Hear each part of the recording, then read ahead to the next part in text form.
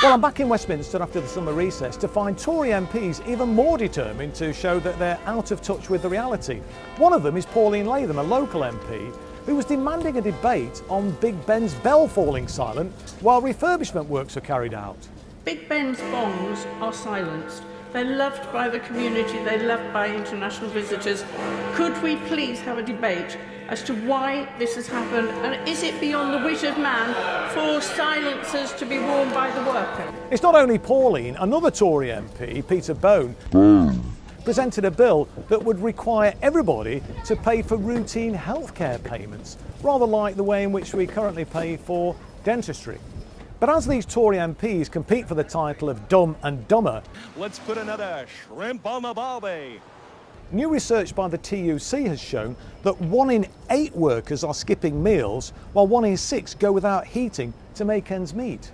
So let's talk about some real issues. Leaders of the Labour Party came out in support of fast food workers at McDonald's in Crayford and in Cambridge, who are campaigning for a living wage and an end to 0-hour contracts. And my colleague, Emma Dent-Coad, who won the Kensington seat at the general election, gave a really powerful speech on the picket line. And she said if you can win in Kensington, anything is possible. And she's right.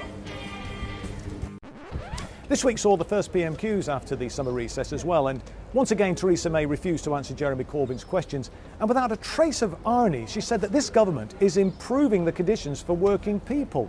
But that's an outrageous claim, because the simple fact is that real wages in this country have continued to fall, unlike the rest of Europe where most countries have seen significant rises. Back in the real world, outside PMQs, nurses and other public sector workers were protesting in Parliament Square against the public sector pay cap, which has been in place for 7 years, and I went along to support the demonstration.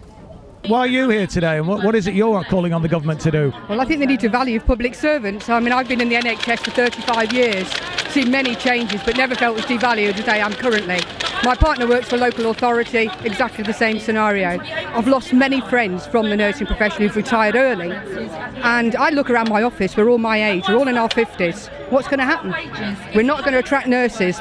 Cutting the bursary, what's going to happen? Of course, Brexit continues to dominate the headlines, and the Brexit Secretary, David Davis, came to the House to give an update on progress so far, and I've got to say, he gave a very, very poor account of himself. Labour's made it clear that while the Tories want to take Britain over a cliff edge, we want a longer transition period to ensure that when we come out of the European Union, the economy works for ordinary people, not the people at the top of society.